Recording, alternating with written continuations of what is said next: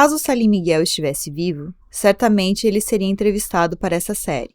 Sem dúvida, a gente perguntaria qual é a opinião dele sobre literatura catarinense. Salim é um dos maiores autores de Santa Catarina e continua reconhecido até mesmo fora daqui. Foi um escritor com mais de 30 livros publicados, mas teve um papel que foi além. Trabalhou como jornalista, foi editor e um ativista da cultura, ou seja, é uma figura indispensável como fonte em uma série de reportagens sobre literatura catarinense. Hora de fazer uma pausa na mini-bio do Salim para fazer uma rápida conexão. Faz alguns anos, mas comecei a minha carreira como jornalista cultural. Eu me formei com essa pretensão e consegui, logo no início, atuar na área no Jornal de Santa Catarina, em Blumenau. Só que eu tenho memória de peixe, e isso faz muito tempo. Agora, em 2023, enquanto eu estava pesquisando para essa série, eu acabei encontrando meu nome em um dos recortes de jornais que estão mantidos no excelente acervo da Universidade do Estado de Santa Catarina, a UDESC. Desde 2013, a universidade guarda a obra do Salim e da Eglê Malheiros em um espaço físico, mas tem muita coisa que pode ser lida online no site da UDESC.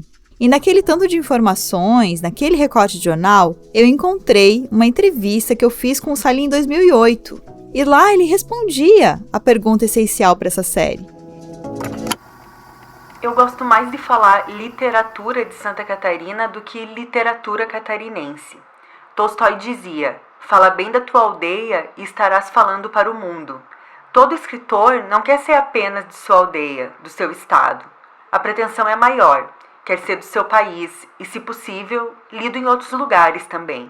Nós temos muitos escritores importantes do nível do que está sendo produzido no resto do país.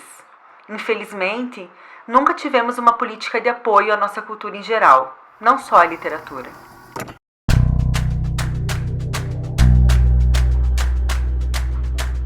Eu sou a Carol Passos e você está ouvindo o 4º episódio da série especial do Pós-Fácil Podcast sobre literatura catarinense. E eu sou a Stephanie Ceola. Esse projeto foi aprovado pelo programa Acelerando Negócios Digitais do Centro Internacional para Jornalistas, com apoio da Associação Brasileira de Jornalismo Investigativo, a ABRAGE e a Meta. O projeto conta com a parceria das empresas catarinenses Traço Design e da Livros e Livros. Temos o apoio ainda das pessoas que nos ouvem, acreditam e contribuem financeiramente desde as primeiras temporadas do Pós-Fácil. E nesse episódio, você vai conhecer as histórias de Salim, Eglê e do Grupo Sul.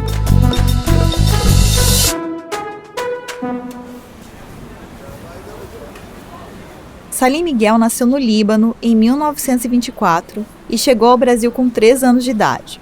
A família passou pelo Rio de Janeiro e veio para Santa Catarina.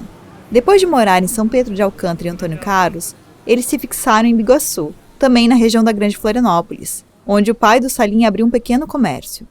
Nessa entrevista para a TV UFSC, em 2011, Salim falou dessa jornada.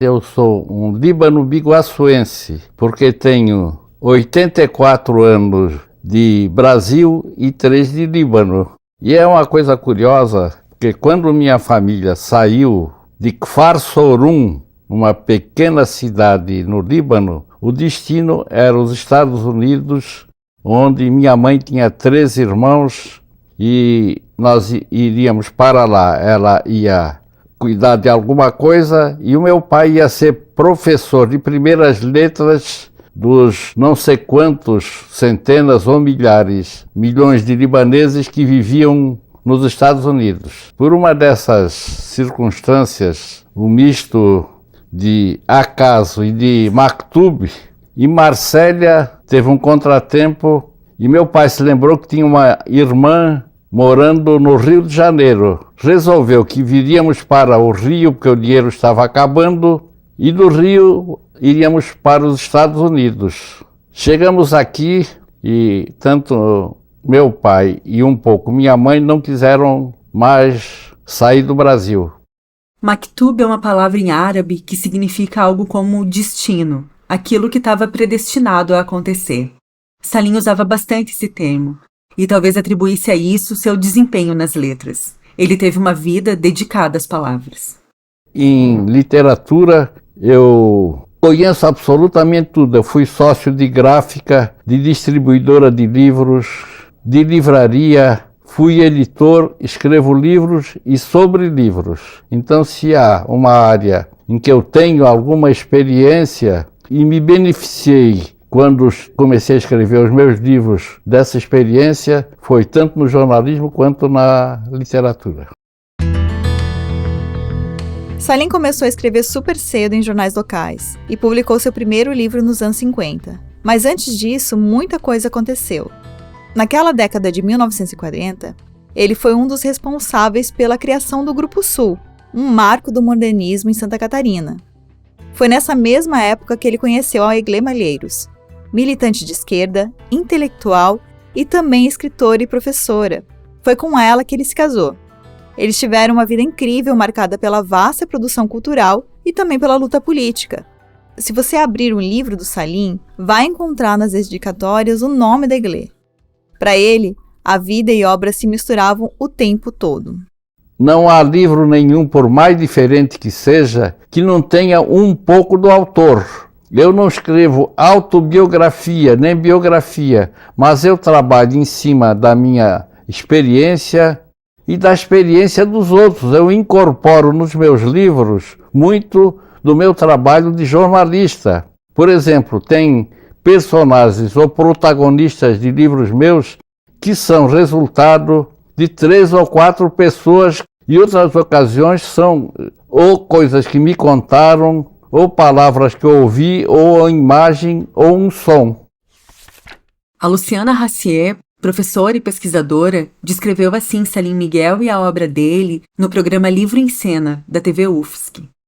O Salim Miguel ele é bastante peculiar, assim. Primeiro, ele é um grande intelectual no cenário brasileiro. Ele foi jornalista, ele foi roteirista, ele foi escritor, crítico literário, ele foi diretor da editora da Universidade de Santa Catarina. E em cada um desses aspectos ele teve uma atuação marcante. Então, nós o conhecemos mais atualmente enquanto escritor, né? Com grandes romances como Nur na Escuridão, que é um romance com vários dados autobiográficos, né? A história dessa família que sai do Líbano e que vem para o Brasil, para Santa Catarina, para Florianópolis. Mas nós temos também o ser humano, Salim, com valores humanistas, alguém sempre muito simples, muito disponível. O Salim dizia assim, fulano é uma bela figura humana. E com valores de democracia, valores humanistas também no sentido de que a cultura nos permite experiências estéticas, intelectuais. O Salim viveu até os 92 anos. E uma das marcas registradas dele é a ousadia e a inovação. Alguém que estava sempre se reinventando. Um exemplo disso é a própria criação do Grupo Sul. Em 1948, por ação direta do grupo, foi feita a exposição de arte moderna, que mais tarde acabou na criação do Museu de Arte de Santa Catarina, o MASC. No mesmo ano, começou a circular a revista Sul, importante produção do grupo. 3 anos mais tarde, em 1951, Salim lançou seu primeiro livro, Velhice em Outros Contos. E 7 anos depois, ele e Eglê escreveram o roteiro do primeiro longa-metragem catarinense de ficção, chamado O Preço da Ilusão. Nessa entrevista de 2011, Salim contou como tudo começou. Nós tínhamos o Grupo Sul, mas começou sendo Círculo de Arte Moderna. E ali nós fizemos um pouco de tudo. Teatro, artes plásticas, música, ciclo de palestras, um clube de cinema. E ali nós víamos os filmes importantes que não chegavam para os cinemas convencionais. A cineasta Katia Klock, autora do documentário Modernistas do Sul, fala da importância desse movimento. E o Grupo Sul, ele fez uma revolução cultural que foi a mais importante para Santa Catarina, né? Foi, na verdade, um movimento cultural muito forte, que durou 10 anos. Eram pessoas ligadas a várias expressões artísticas, né? Eles começaram, inclusive, montando uma peça de teatro para ter um dinheirinho para lançar uma revista, e da revista começaram a reunir, a formar uma rede. Ele realmente veio para movimentar, para desestruturar, para estruturar de novo, para abrir muitas cabeças. Dali, muita gente bebeu daquela fonte. Salim foi, sem dúvida, o grande nome do Grupo Sul. que teve como fundadores também Aníbal Nunes Pires, Odi Fraga e Silva, Antônio Paladino, e agregou nomes como Adolfo Boz Jr., outro dos grandes escritores catarinenses. Mas um jornalista que acompanhou de perto os últimos anos do Salim ressalta a importância da EGLE. Bom, eu sou o Dorva Rezende, eu sou jornalista, trabalhei 20 anos no Diário Catarinense. Eu fui repórter, fui repórter de esporte, repórter de geral, depois repórter de política e fui também subeditor daí de esportes, subeditor de política. E no final eu fui, durante 11 anos, editor do Caderno de Variedades e do PC Cultura, né? O Dorva recebeu a gente no apartamento que ele mora, em Floripa, onde ele tem uma biblioteca invejável com uma coleção de literatura catarinense. E naquele espaço ele lembrou a relação que teve com o Salim e a Eglê, que escreviam sempre para o jornal naquela época. Dorva tem um amplo conhecimento da história desses dois grandes nomes da nossa literatura. E ele avalia assim o papel do casal no Grupo Sul. Indiscutivelmente ele era o líder da chamada Grupo Sul. Ele era o líder, ele era a figura, porque ele era uma figura combativa, né? Ele sempre foi, né? Ele teve uma importância muito grande também como editor da editora da UFSC, depois que ele veio para cá, tal, ele se aposentou. Tal. Então eu gosto muito dele, mas a grande escritora que nunca quase apareceu era a mulher dele. A Dona Eglê era fantástica. Dona Eglê, assim, é uma doçura. E ela tinha um texto. E uma vez eu inventei de corrigir uma coisa no texto dela. E eu errei, né? Diz assim, ela Dorva, não é assim. Ela me explicou com toda a paciência. A grande escritora que quase nunca apareceu. O escritor, professor e historiador Viegas Fernandes da Costa faz uma avaliação parecida. Um nome que ficou meio que à sombra do Grupo Sul, mas que talvez seja o principal nome do Grupo Sul, é a Eglê Malheiros. Mas aí você tem a questão, o papel social da mulher. A Eglê, ela era esposa do Salim Miguel, ela teve filhos, né? O Salim foi preso na época da ditadura, ela fica ali tendo que sustentar, meio que, né, segurar as pontas aí com a família e tudo mais. Então, pela maneira como se constrói a sociedade de Santa Catarina, a Eglê, ela acabava sempre ficando meio que a reboque da figura do Salim, né? E publicou pouco, talvez por isso também, mas que tem uma importância fundamental para a literatura de Santa Catarina, fundamental. E o que será que a Eglê pensa disso tudo? Em uma entrevista antiga recuperada pela TV UFSC, ela falou sobre o Grupo Sul. Olha, o Grupo Sul não pode ser separado da época em que apareceu. O Grupo Sul é justamente um movimento de pós-guerra, quando os jovens se entusiasmaram com a liberdade que reaparecia em nossa terra e reaparecia em grande parte do mundo. E essa vontade assim de dizer o que se queria dizer, de pesquisar, de reencontrar o Brasil, não foi só uma manifestação de Santa Catarina, mas aconteceu no Brasil inteirinho. Para Santa Catarina, representou como que uma maneira de se desfazer de velhas teias de aranha e de uma mentalidade provinciana e colonizada que vivia de olhos na Europa e não olhava o chão em que pisava. Que mulherão da porra!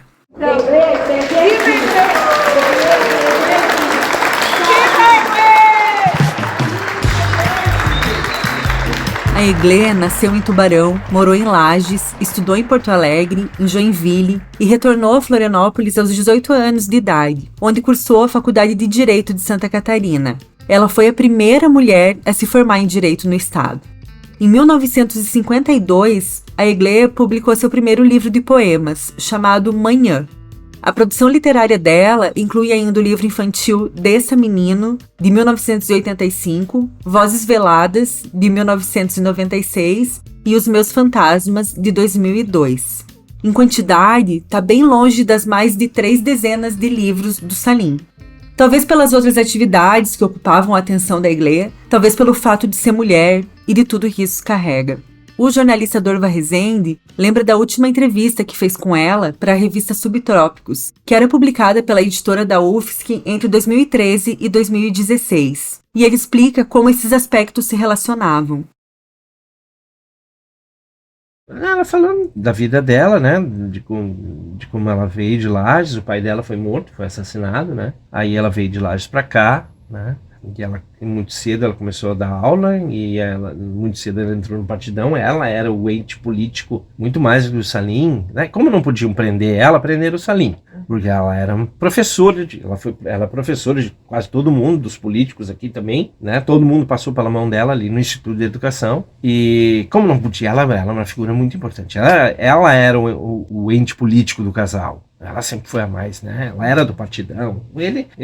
Salim, eu acho que nunca foi integrante do partido, nem coisa, mas ela sim, né? Desde os tempos de estudante normalista, ela, né, sempre, né, fazia posição e tal. Por causa da história, o pai dela era um promotor público, que daí estava investigando uns casos de umas falcatruas lá dos madeireiros, e os caras mataram ele, né? E aí a família teve que vir pra cá. E ela sempre foi, assim, pessoa muito contundente, muito politicamente, muito... para falar, gostava de falar, adorava Naomi Klein, né? Ela lia muito, né? Ela sempre lia muita coisa. E ela lia para ele, né? Porque ela não ficou tão ruim da vida, né? Ela conseguia ler e tal. E ela lia muito para ele, tudo que saía, ela lia e tal.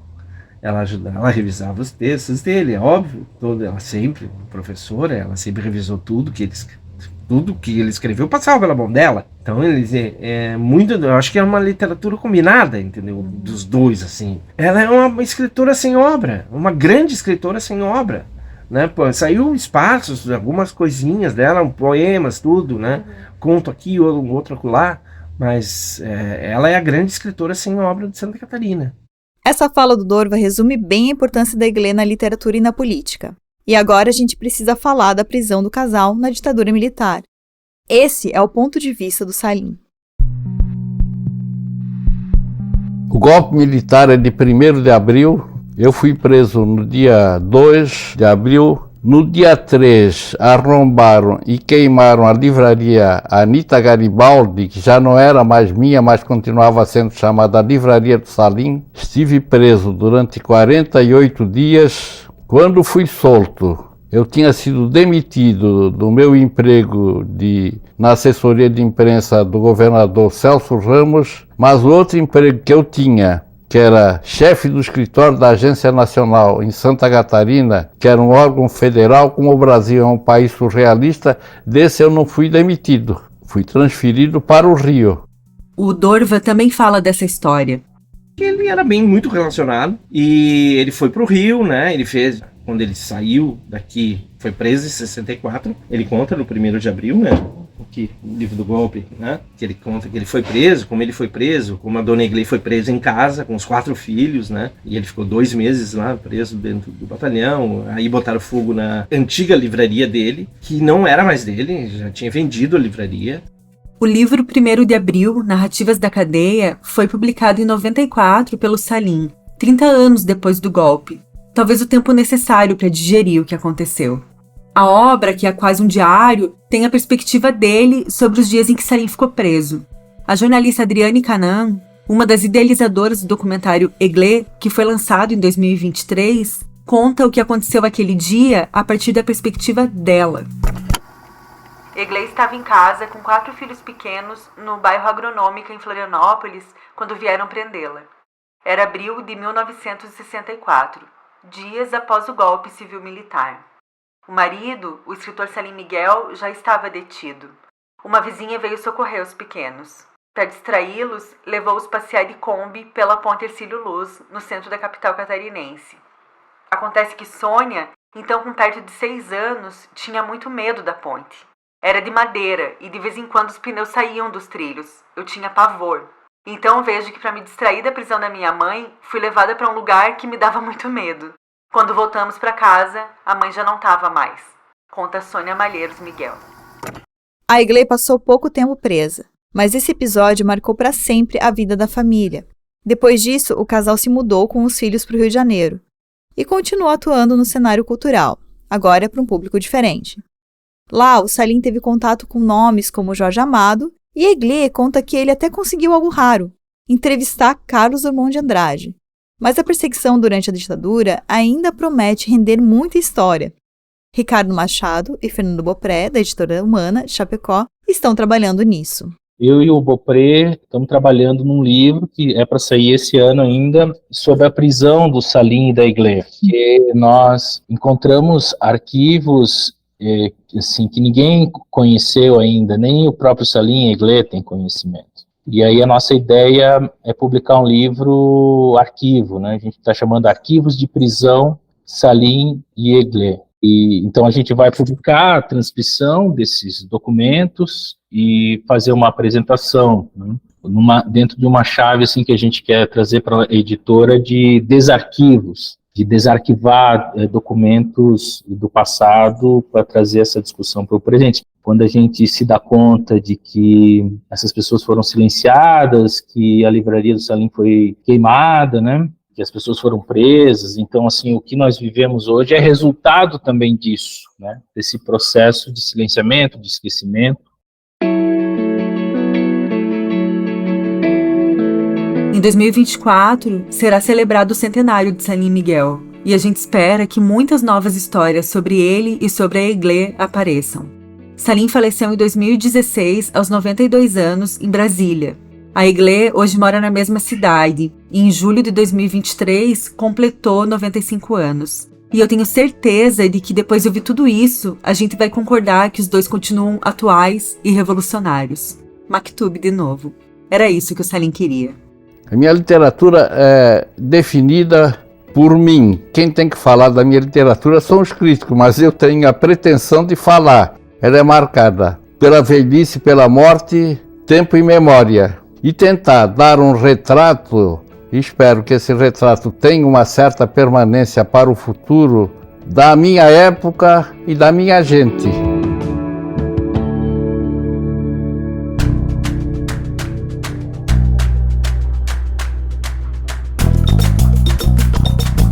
No próximo episódio dessa série narrativa sobre literatura catarinense, a gente vai falar de outro grande autor, admirado profundamente pelo Salim, o poeta Cruz de Souza. E vamos mostrar como ele continua vivo, do simbolismo ao Islã. Esse podcast é uma produção do Pós-Fácil Hub de Jornalismo em Áudio. A edição, sonorização e música original são de BZT Studio. A produção, entrevistas e roteiro foram feitos por Carol Passos e Stephanie Ciola. Esse episódio usou áudios da TV UFSC. O projeto gráfico é da Traço Design. Saiba mais em posfacilhub.com.